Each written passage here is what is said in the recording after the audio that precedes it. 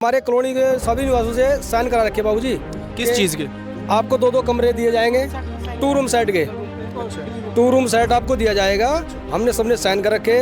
उन्होंने बंसल जी ने क्या किया, एक हमने हॉल दे दिया, कोई कमरा नहीं, कुछ नहीं। मनीष तिवारी ने बोला था कि तुम्हें मालिक हकनामा दूंगा, उसके विषय में आज तक कोई बात नहीं करी, कोई कॉलोनी का काम नहीं करा, चंडीगढ़ में कोई काम नहीं करा। देख कर वो वोट करेंगे। उन्हें देखा है कि हमारे कोई भी नेता ये कांग्रेस बीजेपी काम नहीं कर रही है।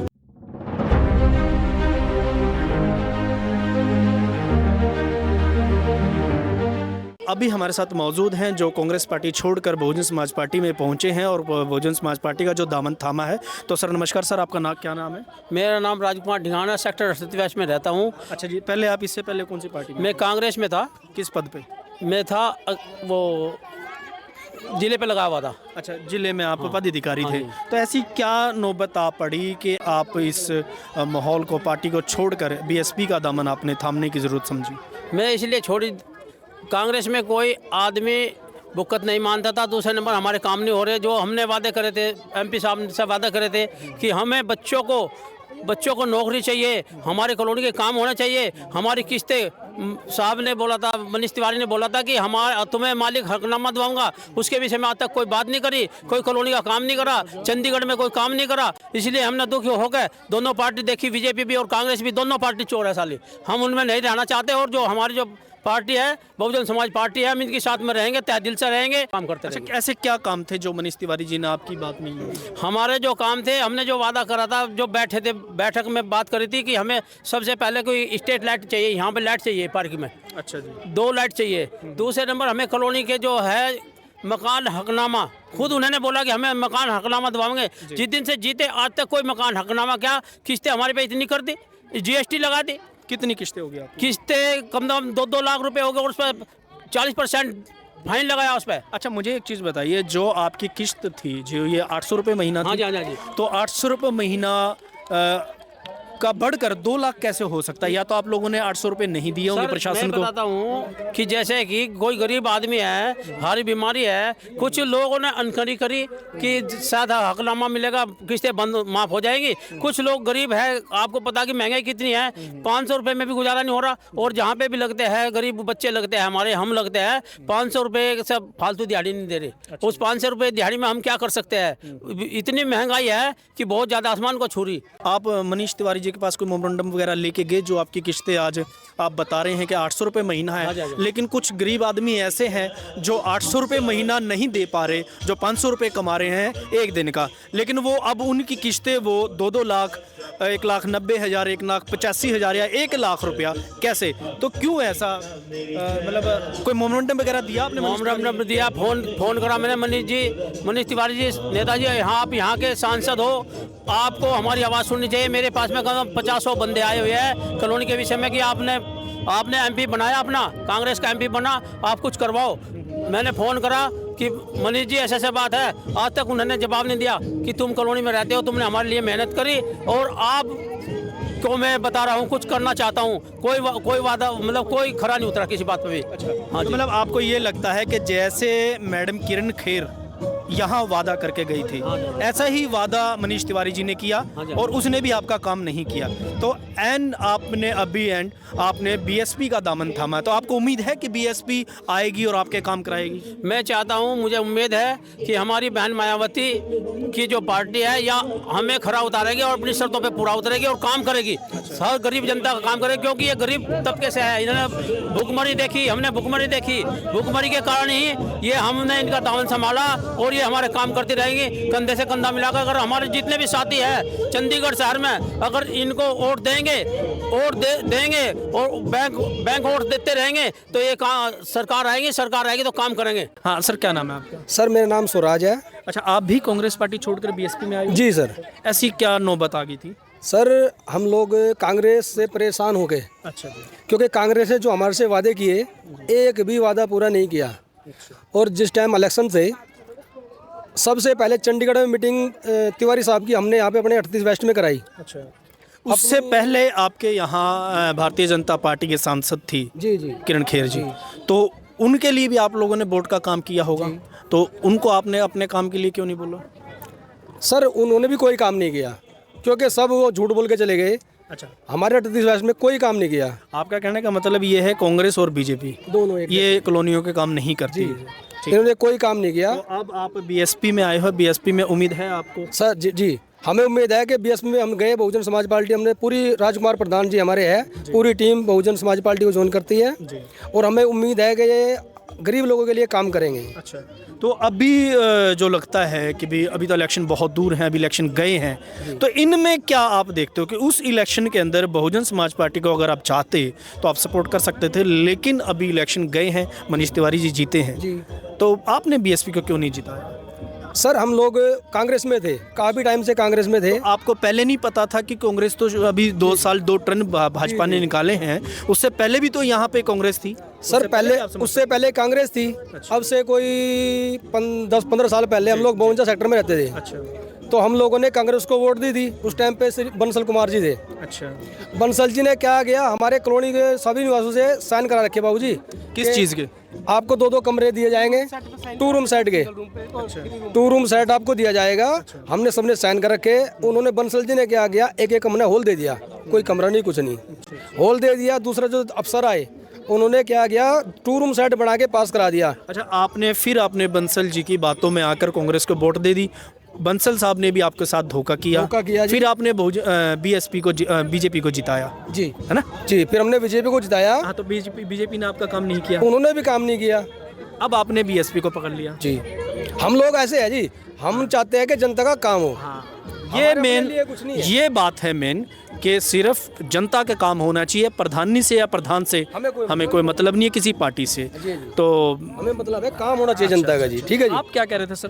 मैं सर ये कह रहा था, उन्होंने बड़े ऊंचे नाम पहले मेरा नाम विशाल कुमार है जी। अच्छा। मैं यहीं 38 वेस्ट में रहता हूँ और प्रधान जी के सेवा करता हूँ, मतलब हाँ साथ में हूँ जी। तो मेरा कहना का मतलब ये, उन्होंने बहुत ऊंचे ऊंचे सपने दिखाए हमें। वो सपने क्या दिखाए कि पहले सबसे पहली बात तो ये थी कि ये मकान जो दिया, हमें एक हॉल का हॉल दिया उन्होंने, उसको जो कुमारी शैलजा जी से जो पास कराया, वो 2 रूम सेट सोफा बेड डाल के तब पास कराया उन्होंने। कुमारी शैलजा जी ने क्या है, कमरे छोटे हैं, सबको डाल दिया, लेकिन कुमारी शैलजा ने बोला था ये तो कबूतर खाना है, इसको कैंसिल किया जाए, इसको कैंसिल किया जाए। फिर बंसल जी ने हमें वादा किया कि हम तुम्हें ये मकान और बढ़ा के देंगे। ये उन्होंने क्या कहा था भाई साहब, सभी ने कहा, उन्होंने कहा कि अब को और बढ़ा देंगे इनको। आज तक ये बढ़े नहीं घटे नहीं, वहाँ के वहीं है जू के तू। ठीक है जी। जिस टाइम हमारे से अलॉटमेंट चल रही थी, वहाँ पे 2 रूम पे 3 रूम पे साइन कराया जिन्होंने, और मिला ये सिंगल। आपके पास कोई उसका रिकॉर्ड, कोई होता था सर, फिर आज हम मीडिया के सामने अड़ जाते हैं। बिल्कुल रिकॉर्ड तो है, इसको अखबार में भी आई थी ये बातें कि एक लड़के से जब वो मकान पास कराया था उन्होंने, उसको कहा कि तुमसे 3 लाख रुपए, तुम 3 लाख रुपए दो और इस मकान में तब तुम रह सकते हो। ये भी था ना जो वो मकान पास हुआ था कि तुम 3 लाख रुपए दो, तुम जब इस मकान में रह सकते हो। तो उसने कहा जी मेरे को ये मकान नहीं चाहिए। तो सर आपका क्या कहना है इसके ऊपर? आप भी बीएसपी का कार्यकर्ता हूँ? हाँ जी, बहुजन समाज पार्टी में 10-15 साल से हैं। अच्छा। हाँ जी, और हम तो आज लोग आपकी पार्टी ज्वाइन की है, बहुजन समाज पार्टी को, कांग्रेस छोड़कर, तो कैसा लग रहा है आपको? हमें बहुत बड़ी खुशी है और अच्छी बात है। बहुजन समाज पार्टी को हर एक व्यक्ति को ज्वाइन करना चाहिए और बहन कुमारी मायावती के हाथ मजबूत करना चाहिए। ये बहुजन समाज पार्टी है, हर एक किसी की पार्टी। इस इलेक्शन के अंदर अभी यूपी से एक भी सीट नहीं निकाली। ये तो चलो जनता के हाथ में है, इन्होंने जैसे सही समझा वैसे वोट करा और आगे देखकर वो वोट करेंगे। उन्हें देखा है कि हमारे कोई भी नेता ये कांग्रेस बीजेपी काम नहीं कर रही है या किसी लालच में, दारू में, पैसे में बट के नहीं वोट डाला। आगे ध्यान करेंगे, वोट करेंगे। बहुजन समाज पार्टी दोबारा सत्ता में आएगी और सही तरीके से चंडीगढ़ में भी काम होंगे, जैसे उत्तर प्रदेश में अच्छी तरीके से काम हुए हैं और चंडीगढ़ में भी काम उसी तरीके से करेंगे। अच्छा, बहनवाल जी, आप बीएसपी में थे या बीएसपी में आए हो? मैं बीएसपी में कम से कम मुझे 30 साल हो गए। अच्छा। और 30 साल से पार्टी की सेवा कर रहा हूँ। जब हमारे सबसे पहले तो पार्टी चली रही थी, पर जो हमारे अपने मरेना जी आए थे जब से मैं उनके साथ जुड़ा था। अच्छा। हमारे सेक्टर 25 से एक वेदपाल बैरागी हुआ करते थे। ठीक है जी। तो उनके साथ में मतलब सेवा करते रहे। कुछ दिन के बाद में अपने मरेना जी बेचारे पार्टी को मजबूत करके और अच्छी तरह खड़ी करके वो परमात्मा को लीन हो गए। ठीक है जी। तो उनके साथ में फिर उसके बाद में चलो, इतनी देखिए सर, ऐसा है मोटा नहीं, मैं बता दूं आपको। पहली बात तो ये है कि समय आज बहुत कम है। चलो ठीक है ना। आप प्रधान हो, आपके पास बहुत सारी जिम्मेवारियां हैं, आपने पूरा प्रोग्राम देखना है अभी। मैं विनोद चंचल। अच्छा जी। तो आपने बीएसपी ज्वाइन किया आज? हाँ जी। अच्छा, पहले किस पार्टी में थे? मैं कांग्रेस पार्टी में कम से कम 30 साल हो गए हैं। कांग्रेस पार्टी में कार्य करता रहा। अच्छा। जिला नंबर 2 पर जनरल सेक्रेटरी रहा।